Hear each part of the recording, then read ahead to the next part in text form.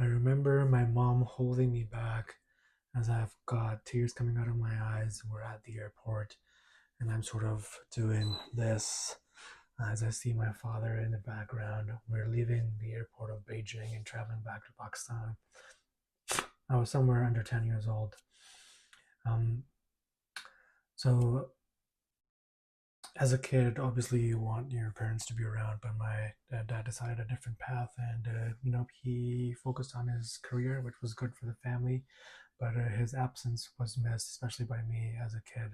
And so here's three things that my father taught me by not physically being there. Number one is that what he taught me was that being physically and emotionally there for your family and kids, this may sound corny and obvious, is very important. Like from that, for me, from that longing to get to know my father and have some sort of a friendship with him, I knew deep in my heart that whenever I did start a family, I would want to be physically around my kids and want to um, contribute more emotionally and physically within the household.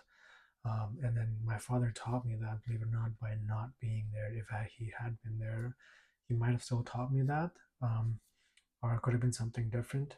Maybe I would have wanted to be out of the house more. Who knows? But this is what he taught by not being there. Number two, balance. Now, this is a tricky one because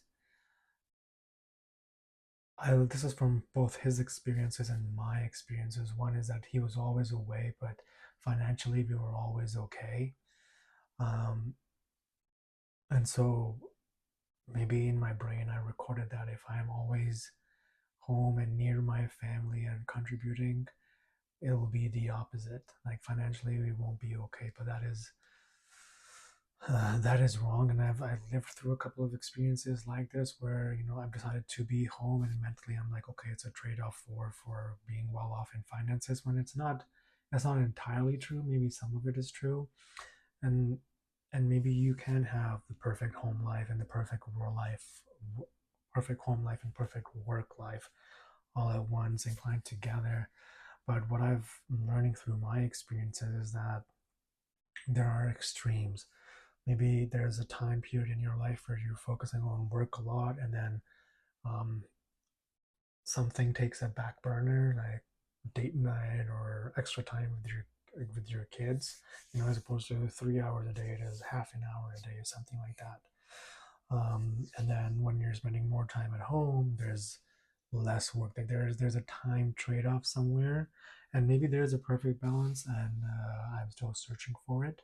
What I've learned so far with from my dad not being there and me trying out both of these things, that there's always trade-off, that you can have one thing and a little bit of something else, um, but both it's hard to keep both in perfect harmony and balance. And so maybe you're at a stage in your life where you want to work more so that later on you can have more time at home. But then the trade-off is that, like, when the kids are growing up, you want to be there, as opposed to later on they don't really want to be around you.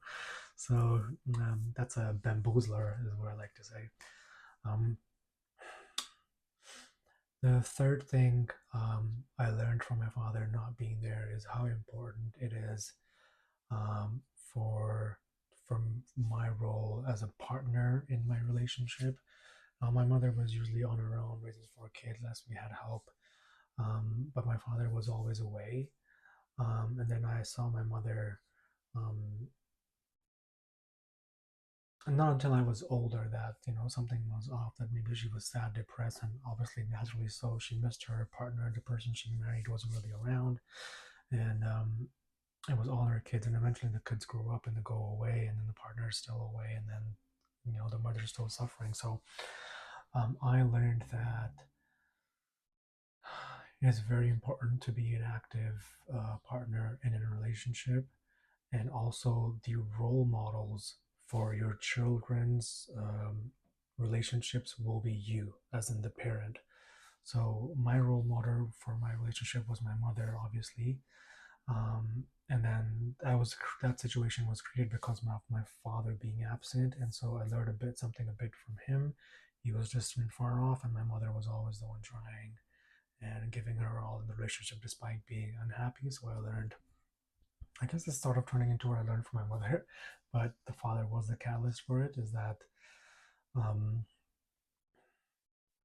children learn role models for their future relationships from their parents. So how you want your future daughter or son to behave in their relationships is how you should role model your current relationships in front of them.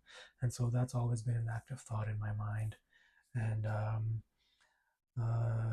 again, if you look real close enough, your relationship patterns are based on either your father or your mother, or and maybe a mixture of both, but rarely.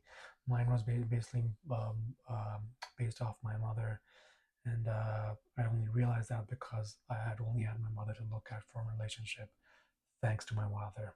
Anyway, hope this was helpful.